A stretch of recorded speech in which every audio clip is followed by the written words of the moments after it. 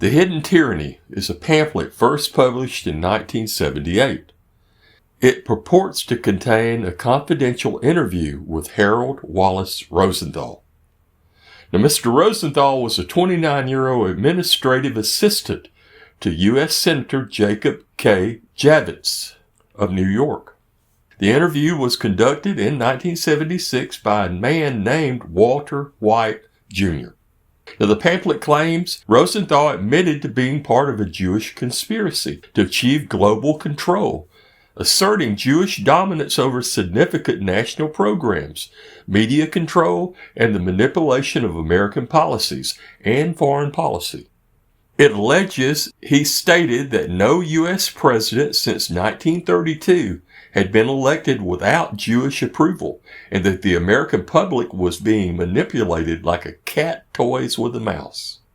However, the authenticity of the interview is widely disputed and considered a fabrication by the Anti-Defamation League. They labeled the pamphlet a fabricated document. They also questioned why the author of the pamphlet waited 18 months to publish the interview after Rosenthal's death. We'll get to that in a second. They say the pamphlet draws heavily on the protocols of the Elders of Zion. Now, I'm going to read to you from the pamphlet. These are not my words. So like a curious traveler on a quest, we embark upon a journey of information. Stay with us for a ride into knowledge.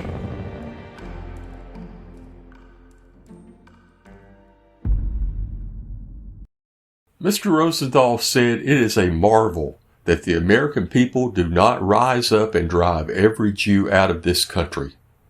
We Jews continue to be amazed with the ease by which Christian Americans have fallen into our hands.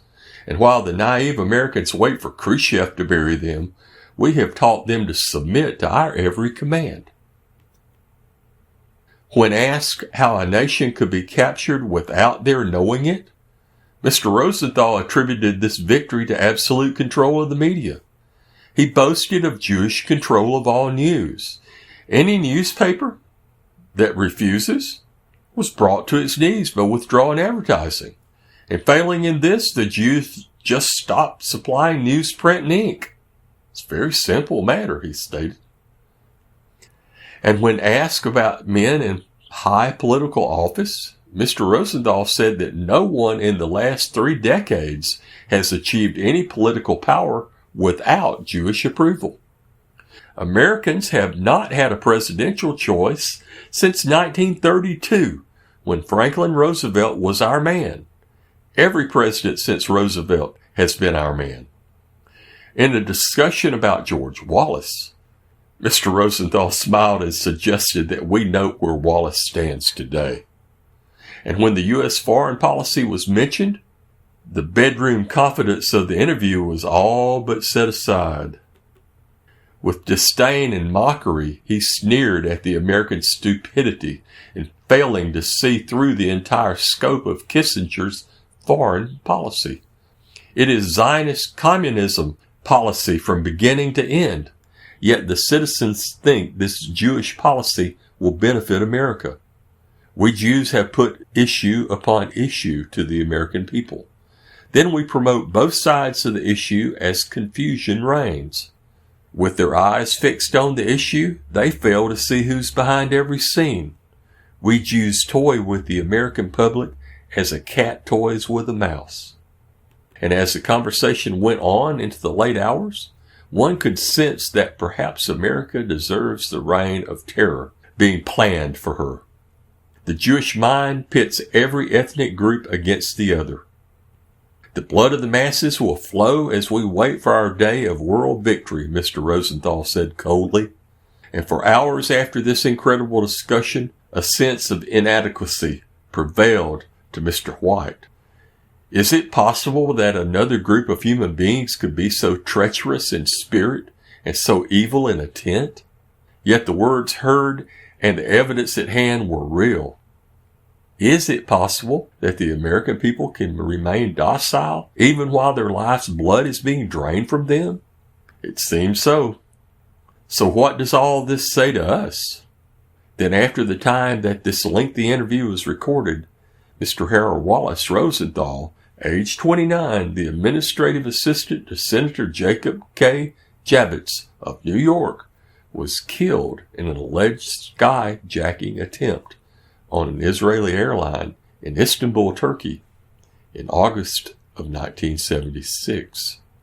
It would appear that Mr. Rosenthal might have talked too freely, because although 4 people were killed and some 30 injured during the skyjacking attempt, Rosenthal was not killed by a random bullet, as were the others.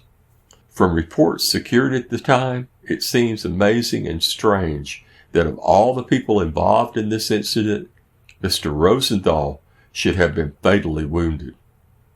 And meanwhile, I, Walter White, who conducted this confidential interview, can now state after much investigation, expense and travel, that Harold Rosenthal was undoubtedly murdered at the Istanbul airport in what was to appear as a hijacking, probably by his own people. We had no desire to hurt anyone, and especially members of the Rosenthal family who had suffered through this tragedy. We corresponded with his mother and father in Philadelphia and his brother David, who is attending college in Northern California. In fact, it was he who advised me that Harold's friends in Washington had set up a memorial fund in his name. And out of respect, we decided to wait until a year had passed since the death of Harold Wallace Rosenthal. So we delayed publishing everything he gave us on that Memorial Day and evening. The interview was lengthy, as he seemed to enjoy pouring out this information, and at times it was broken and went on into the evening. The writer and editor is not easily shocked, but as this egotist Harold W. Rosenthal raved on, I found much of what he said actually horrifying. The actual betrayal of which he admitted was a part, and he appeared to gloat over the apparent success of Jewish world conspiracy. This, mind you, comes from an administrative assistant to one of our ranking senators in New York. Now, what you're about to hear should act as a warning to all non-Jews throughout the world. It hopefully should open the eyes of many who knew him in Washington government circles. It becomes indeed obvious that what he discloses is not fiction. It is not imagination. He was not pretending as he spoke with knowledge and intelligence. Many things have been said and written about the one world Jewish conspiracy, but never has it been described so openly. It staggers the imagination. Their plans are shocking, and many will be astonished at the contents of this document. Nothing like it has ever been told before. We prefer not to elaborate. You be the judge. Looking back to the time of the interview and having had time to analyze Harold Rosenthal's candidness, we are compelled to think of him as a conceited, boastful, yet very knowledgeable person. At times his cruelty surfaced with a venom, especially as he describes the stupid Christians, or goy, as he so often referred to us. This surprised me because the word goy is not in our language, and he must have known this. His mind was thoroughly immersed in the one world plan of world Jewry. With arrogance, he boasted that the Jews' conquest of the world was almost complete, thanks to Christianity's stupidity. When asked if he was a Zionist, Mr. Rosenthal replied, "That's a hell of a question." And at the foundation of the issue is the traditional Zionist concept of aliyah, a Hebrew term meaning in gathering or return of the dispensed Jew to the Palestinian homeland.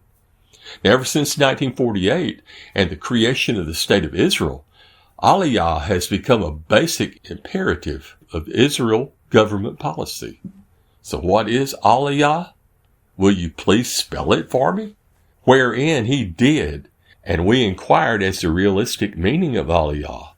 Mr. Rosenthal said it is a permanent physical migration to Palestine, not just a visit. We asked, what is Zionism? I've heard Jews define it as anything from a permanent migration to financial and spiritual support of Israel from around the world. Mr. Rosenthal replied, our first leader, former Prime Minister David Ben-Gurion, said that Zionism without a return to Zion is phony. Not many American Jews migrate permanently to Israel. Some say that all Jews, by definition, are Zionist. Others say that a Jew is not a Zionist unless he's a member who pays dues to an actively Zionist organization. And definitions have been tossed everywhere since the Jewish homeland became a reality. Millions of tax-exempt American dollars are sent to Israel yearly, and we true Americans do not like this. Mr. Rosenthal replied, the naive politicians in Washington are gullible. Most of them are not too bright, so the powerful Jewish lobbyists influenced this practice years ago, and there is no one strong enough to stop it. Some of that money is even returned to the United States and spent on Zionist propaganda efforts, much of it through Jewish organizations and World Jewish Congress. There is nothing wrong with sending American dollars to Israel tax-free, so long as we are smart enough to get away with it. Let's reverse this conversation for a minute. You made it clear that you don't like Jews. Why do you hate us? Mr. Rosenthal, I do not hate anyone. I said I hate what the Jews are doing to us, and especially as it relates to any and everything related to Christianity. I hate their deceit, their trickery, cunning, and their detestable dishonesty. Does that make me anti-Semitic? If it does, then I am indeed anti-Semitic. Anti-Semitism is not significantly opposition to Semiticism. There's no such thing. It is an expression we Jews use effectively as a smear word, used to brand as a bigot you guys, anyone who brings criticism against Jews. We use it against hate mongers. It was made clear that I despise the Jews' corrupt influence on our Christian culture and on our properly Christ-oriented American way of life, to which Mr. Rosenthal said, during Christ's time, the Jews were seeking a material and earthly kingdom, but Christ offered the Jews a spiritual kingdom. This they couldn't buy, so they rejected Jesus Christ and had him crucified. What do you mean, had him crucified? Doesn't history prove that the Jews crucified Jesus Christ? To which he answered, yes, I guess they did. I don't beat around the bush, but 2,000 years ago, your people would have done the same thing to a man who mistreated you as Christ did the Jews. You speak of Jesus Christ as merely a man. That's all he was. A man who walked on the earth like any other man, and this myth about Christ rising from the dead and returning to earth to visit with his disciples is a bunch of crap. The Jews who drove the Arabs out of Palestine did not disprove Christ's mission for a spiritual kingdom. You see, instead of a leader who would make an empire for the Jews, your kind of people gave the Jews a peaceful preacher called Christ, who instead of an eye for an eye, turns the other cheek. Rubbish.